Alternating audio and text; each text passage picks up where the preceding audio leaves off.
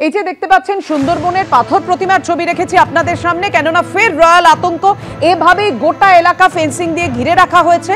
স্থানীয় সূত্রে যেটা খবর পাওয়া যাচ্ছে, উপেন্দ্রনগর এলাকায় ঠাকুরান নদীর চরে বাঘের পায়ের ছাপ দেখা গেছে। বন দফতরের তরফে ছাগলের টোপ দিয়ে খাঁচা পাতা হয়েছে। 4 দিন কেটে গেছে, এখনো খাঁচাবন্দি করা যায়নি রয়্যাল বেঙ্গল টাইগারকে। বাঘের আতঙ্কে কাঁটা হয়ে রয়েছেন এলাকার লোকজন।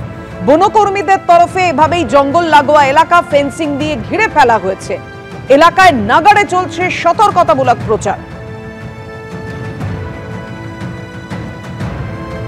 যে কোনো সময় রয়্যাল বেঙ্গল টাইগার ঢুকে পড়তে পারে লোকালয়ে, তাই যেমন সতর্কতামূলক প্রচার চলছে, তেমনি বনকর্মীদের তরফে জঙ্গল লাগোয়া এলাকা দেখতে পাচ্ছেন এভাবেই ফেন্সিং দিয়ে ঘিরে ফেলা হয়েছে।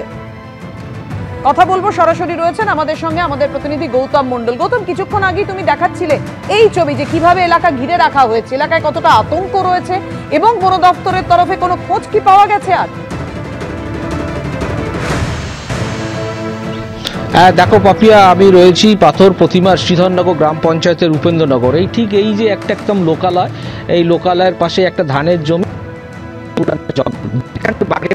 সকাল থেকে এই এলাকার মানুষ ভীত সন্ত্রস্ত। এই সমস্ত যে একদম জঙ্গল লাগোয়া সুন্দরবনের প্রান্তিক দ্বীপের একদম প্রান্তিক যে মানুষজন, প্রান্তিক দ্বীপের একদম প্রান্তিক যে মানুষজন, তারা মূলত মাছ কাঁকড়া ধরে তাদের জীবন জীবিকা চলে। তার সময় কাটারও সময় জমির পর জমি সোনালী ধান পেকে রয়েছে এবং মাছ কাঁকড়া ধরতে পারছে না।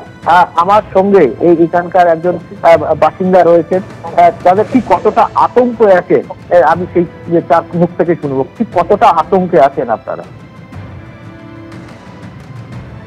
আগে সবাই দেখতে পাচ্ছি আমরা বাঘ ডাকতেছি, আমরা অনেক দূরে কিন্তু শুনতে পাচ্ছি, আমরা জমিনে যেতে পারছি না, প্রচুর ভয়।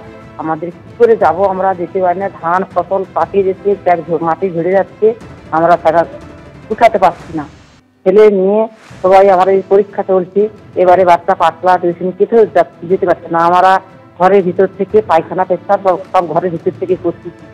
সকাল হলে তার ধারে লোকজন বাড়ালে আমরা বাড়াতে পারছি না। সবজি মাছ শাক গাং ধারে পুকুর আমরা খেতে পারছি না। আলু ভাতে ভাত এই জল ফল আমরা তুলতে পারছি না। খুব আছে, আমরা ভয়ে আমরা আসছি। এই ওরা আসছে, খবর পেয়ে ওরা আসে। স্থানীয় মানুষজনদের কথা শুনছেন আপনারা, এভাবেই তারা ভয়ে আতঙ্কে রয়েছেন, কেননা এখনো পর্যন্ত 4 দিন হয়ে গেলেও রয়্যাল বেঙ্গল টাইগারকে খাঁচাবন্দি করা যায়নি। কিন্তু বন দপ্তরের তরফে জঙ্গল লাগোয়া এলাকা ফেন্সিং দিয়ে ঘিরে রাখা হয়েছে, সতর্কতামূলক প্রচারও চলছে। ধন্যবাদ তোমায় গৌতম। আমরা দেখেছি পাগমার দেখে যে বাঘটা আপাতত ঠাকুরান 1 কম্পার্টমেন্টের অবস্থানটা দেখা গেছে। ঠাকুরান 1 কম্পার্টমেন্টটা 12 থেকে 13 কিলোমিটার স্ট্রেচ আছে। প্রথম হচ্ছে ও নিজে যদি বেরিয়ে যায় সব থেকে ভালো, কিন্তু আমরা আরেকটা অপশন রাখছি, একটা খাঁচার অপশনও থাকছে। রিজার্ভ ফরেস্টের মধ্যেই আছে, কিন্তু এখানে কি হয়েছে যে রিজার্ভ ফরেস্টের সাথে গ্রামটা লাগোয়া আছে, সেই জন্য আমরা একটু সুরক্ষার বন্দোবস্তটা বেশি করছি। বিজেপি ও সিপিএমকে একযোগে আক্রমণ করলেন তৃণমূলের রাজ্য আদিবাসী সেলের চেয়ারম্যান দেবু টুডু। কখনো হাত পা ভেঙে দেওয়া তো কখনো পাচনের দাওয়াই। আর এই নিয়ে অবশ্য পাল্টা আক্রমণের পথে হেঁটেছে বিরোধীরা। বামের বাচ্চা থেকে রামের বাচ্চা হয়ে গেছে, জয় শ্রীরামের বাচ্চা।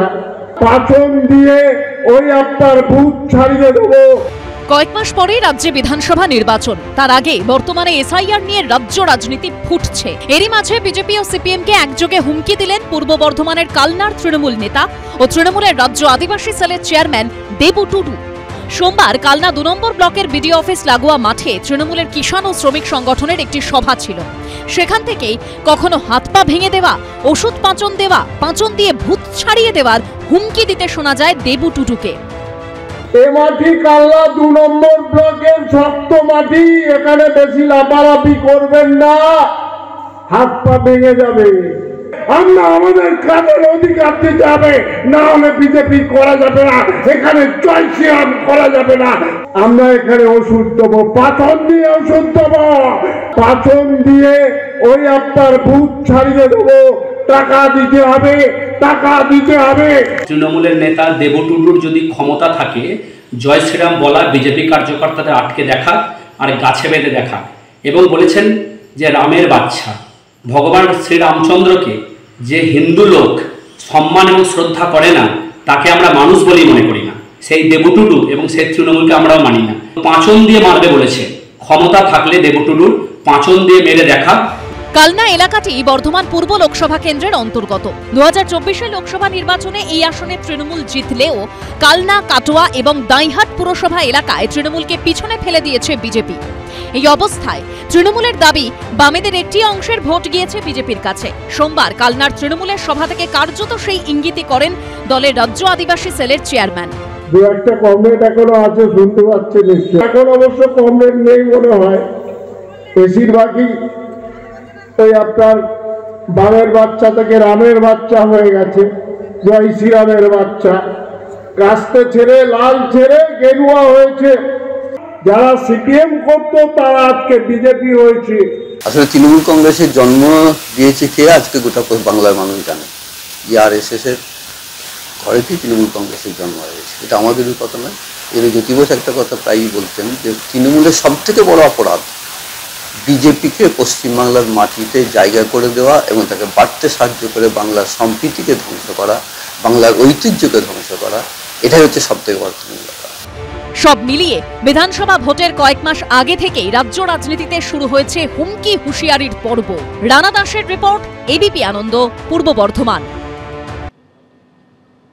আরজিকর মেডিকেলে দুর্নীতির যাবতীয় অভিযোগ তুলেছিলেন যিনি, সেই প্রাক্তন ডেপুটি সুপার আক্তার আলীকেই এবার অভিযুক্ত হিসেবে চার্জশিট জমা দিল কেন্দ্রীয় গোয়েন্দা সংস্থা।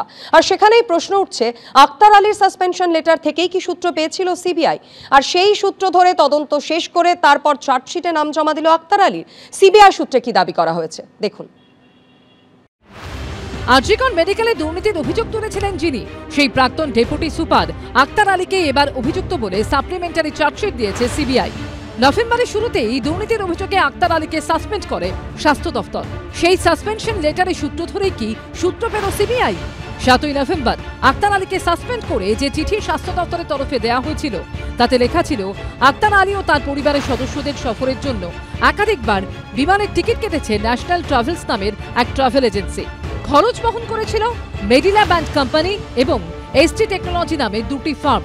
তদন্তে উঠে এসেছে যে ইলেকট্রনিক্স নামের একটি সংস্থাকে তার স্ত্রীর অ্যাকাউন্টে 50,000 টাকা ট্রান্সফার করতে চাপ দিয়েছিলেন আক্তার আলী। 2020-22 সালে আলাদা IMPS লেনদেনের মাধ্যমে সাইনোশিওর সলিউশনস লিমিটেডের থেকে 2,39,000 টাকা নিয়েছিলেন আক্তার আলী। এই সময়ের মধ্যে সাইনোশিওর সলিউশনস লিমিটেডকে পুরস্কার হিসেবে 4,14 লক্ষ টাকার ওয়ার্ক অর্ডার পাইয়ে দেওয়া হয়। সিবিআই সূত্রে দাবি, আক্তার আলীর এই সাসপেনশন লেটার নজরে আসার পরই তদন্ত শুরু করে সিবিআই। আক্তার আলীর নামে চার্জশিট পেশের দিন 10 আগে রাজ্যপালের কাছে অনুমতি চাওয়া হয়। দিন 3 আগে অনুমতিও পায় সিবিআই। এরপরই আলিপুর আদালতের বিশেষ সিবিআই কোর্টে জমা করা হয় চার্জশিট। প্রাথমিকভাবে তদন্ত শেষ হয়ে চার্জ গঠন হয়ে বিচার প্রক্রিয়া শুরু হয়ে গিয়েছিল। আবার আরেকটা চার্জশিট সাপ্লিমেন্টারি দিয়েছে এবং তাতে দুজনের নাম ওরা ইনক্লুড করেছেন। আক্তার আলী বলে একজন পাবলিক সার্ভেন্ট, তাকে করেছেন, বিভিন্ন ধারায় অভিযোগ এনেছে, দুর্নীতি নিরোধক আইন, এই সবগুলো নিয়ে একটা চার্জশিট জমা পড়েছে। এই মুহূর্তে আরজিকর মেডিকেলে এই দুর্নীতি মামলাতেই জেল হেফাজতে রয়েছেন প্রাক্তন অধ্যক্ষ সন্দীপ ঘোষ। প্রকাশ সিনহার রিপোর্ট, এবিপি আনন্দ। এবিপি আনন্দ, এগিয়ে থাকে, এগিয়ে রাখে।